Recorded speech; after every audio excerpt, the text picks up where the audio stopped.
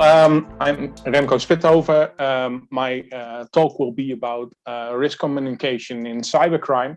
It's something that I work a lot on, not only on myself, but with my colleagues, Ellen Misana and Inze van Houten from Saxion University of Applied Sciences, but also with Rutger and Jim and Susanne from the Hague University of Applied Sciences. We cooperate a lot. So this is something I'm going to talk about. It involves some research we do together and we did together in the past. So, for instance, your message you want to get out is to a certain audience that their chance of falling victim of phishing in the next 12 months is very big, because phishing attacks become more advanced and intensified, and no one is actually immune for social engineering. So you better watch out. And that's something you wanna get your audience to grasp and really internalize and actually change their behavior, being more aware, not clicking on links too fast, those kind of things. But it's really a difficult game if you want to actually get people to change their behavior. And that's something that Susanne already mentioned and some others already mentioned before, like, how do you get them to really change? This is a really difficult puzzle to make, actually. The thing you shouldn't do is doing this: get a megaphone and yell at people like, watch out, this is the risk, and don't click on links, those kind of things. One, because we have to click links. Two, because if you use a megaphone, it's actually quite obtrusive. But the thing why it doesn't work is because there is some psychological complexity going on of actually getting people to listen to your message about risks. And that's something I would like to discuss with you now. Because one of the main challenges we have if we want to convince people that they are at risk is that they are wired not to listen to you. So we have like sort of a difficult audience because if you want to talk to people about the risk they are at, and now we're talking about cybercrime and actually convincing them that they are at risk, they are wired not to listen to you because they are wired to look at the bright side. That's something that Sherrod here has on the cover of the book.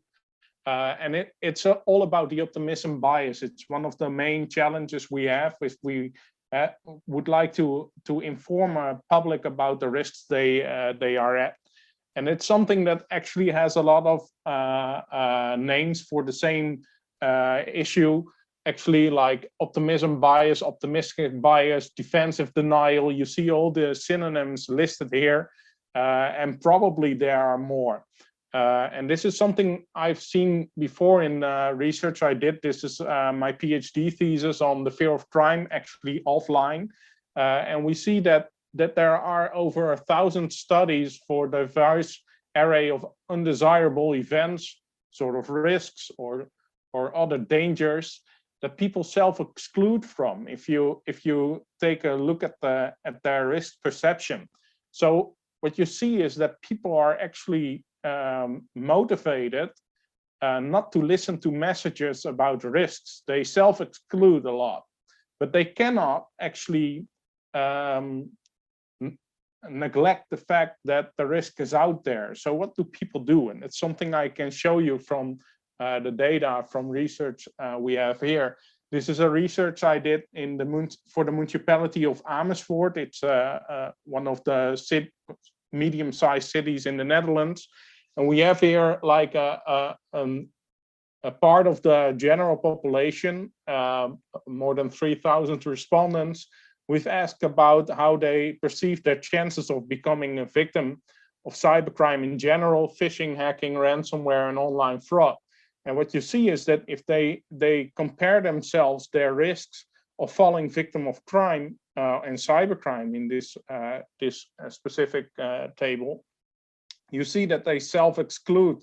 And what do? They actually transpose the risk to others and even their peers, because we've asked, what do you think is your chance of falling victim of crime? And not exactly directly afterwards, but somewhere later in the survey, we asked them, what do you think is the chance of your peers? So people from the same age group, the same gender, what do you think that their chance is of falling victim of this specific risk?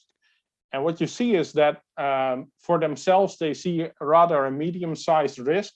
The biggest load they could get was 5, and the smallest was 0. So there's a medium-sized risk for themselves, and a rather high-sized risk for their peers. In other words, there is no risk out there. It's called cybercrime. It's called specific cybercrimes such as phishing and hacking. But it doesn't really get them to see the risk a lot for themselves. It's you see here an illustration of this thing we call the optimistic bias, and this is just one of the example of the psychological challenges we see when we talk about getting audiences to become convinced that they are at risk. So what I have here is an overview of a theoretical model we made just to understand what's going on, some sort of when we talk about this risk perception literature and getting towards risk communication about cybercrime. And what you see is that there is a big challenge, and it's called getting a grip on the actual behavior. And Susanna already mentioned this before. So the research that I show you here in the following sheets will be all reported behavior. So we are making steps toward actual behavior in the form of experiments. But this, what I will tell you, is based on survey research, and it's reported behavior. So that's a big note to make here. And what you see is actually it's quite a complex story on how to get a grasp on what's going on. But the thing is, what we see a lot is if you want them to get into protective behavior, there are two options that they will do if you raise their awareness, or if you tell them the story about being at risk. You can see a passive reaction, what we call emotion-focused coping. They don't like the negative emotion they experience when you tell them they are at risk, and they will just ignore your story. It's a passive way of coping. But what we actually want is to get them in the active mood and getting them to become a harder target for their attackers. So how do you do this? And that's something where we take the step towards risk communication. We want to get them to take their heads out of the sand, like they should stop ignoring the messages we send to them, but it's not just that simple. So what actually is going on is, just to make it very clear, is you want to tell them the story. You are at risk of phishing or another specific crime threat, and actually they block out your story. They ignore it. So what we should do is actually getting beyond their defended behavior. This is what it's called. Like we have to get on the defended behavior of our audience. So how do you do this? We have to show them some tough love. That's just the outcome of the studies of risk communication. We can do a lot of things, but one of the most effective ways of getting the message out there is actually to stop telling people and start showing people, so that they really experience. And how do you do this? Well, one of the best things that literature tells us is to combine a test attack with risk communication. So you grasp the attention of the public with a test attack, which is actually not harmful, but you let them experience that they are vulnerable and that they actually are at risk of becoming victimized. And how can you do this otherwise? If you cannot do a test attack, you can also include serious and interactive gaming, so they can experience and they can find out how things work and what the effect is of their own behavior. And quite complex to organize, but it's doable. The most important thing, if you cannot combine a test attack or a serious interactive gaming component, is having audience-specific communication. So just general communication towards the general public, so that means everybody, about a certain risk will not get a lot of effect. Why? Because people self-exclude a lot. We already saw that. But also there are big differences in how parts of the public experience the risks, how they see it, and what is actually making them to become more protective. We'll see this in a few seconds. So the thing is, be very audience specific in your communication.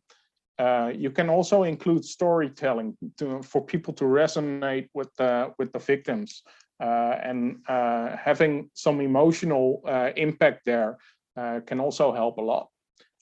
And if you have the opportunity, use group dynamics, get people to talk about this, and let them discuss the risk that you are trying to get them to change their behavior at, just to minimize their risk. So these are some of the options you have if we look at the literature here. And one of the most important things is repeat. You cannot just do one intervention of risk communication and expect the audience to be fully aware and fully protected. You should repeat it and update them in a regular fashion. So these are things I do. Some of my colleagues get some emails from me trying to phish them, and then they will be thanked for clicking because they showed that they were vulnerable. And I'll tell them more about them in a lecture I'm going to give. So these are some of the things that we do with our research group. It's really cool. But what can we do if we look at cybercrime risk communication? I think that there are some steps. And the first and most important step is that you select a specific audience. I already mentioned this because there are major differences in how audiences experience the risk. And you should be very aware that your communication actually connects to the way they experience the risk. Because if you tell them there is a big risk of becoming victimized of phishing and they think that it's a small risk, they will exclude from the message. And this will lower the chances of effect. So be sure that your communication really aligns with the way they actually experience the risk. And don't just communicate in a general fashion, but communicate about specific cyber crimes. Do research about how the targeted audience actually experiences the specific risk, as I said, not only for the risk perception, but also their protective behavior towards the specific risk. There are differences here within parts of the public. And design the goal of your intervention and design a tailor-made strategy and message for your audience, actually coming from step 2. And then step 4, engage, set up the trap if you can make a test event here, and use the moment to reach your target audience with your specific message. And step 5 would be let the target audience interact with each other about the specific risk if you have the opportunity, and how they perceive the risk now after the intervention, and how do we deal with this? What should be the best way of dealing with this risk? How can we protect ourselves? And step 6, monitor, learn, and repeat if you have the opportunity. But this is all the ideal story. If we make it specific from an example from our research and interventions, we did a research project and designed an intervention together with the municipality of Rotterdam and the local or the regional government there. And what we did is actually we saw that young and lower educated women actually had some quite unprotected behavior online, explicitly when it comes to phishing. They were not aware and they just clicked on everything, they reported themselves. So we made this intervention, and it was actually quite evil what we do, because we used the information that we saw in our research, and actually what predicted their protective behavior became part of our story, what we wanted to tell them. So we had this specific story for the specific audience that we made. So what did we do? We had quite an active 2 weeks of posting on social media, some story about free shopping, click and win, those kind of things, pure evil, free shopping for young women. And what we did, it was 4 weeks online, and what we saw was that we had a lot of clicks here, almost 100,000, and about 20% of the clickers actually landed on the website that would tell them the specific information they needed, audience specific communication about the risk they were at. And we used the momentum because they clicked on it, they were at risk, they showed it themselves. So we used it against them.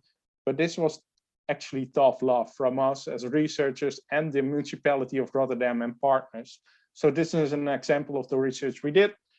So my point is, and I will finish here, one size does not fit all. You have to be target and audience specific and actually try to find ways around their defended behavior.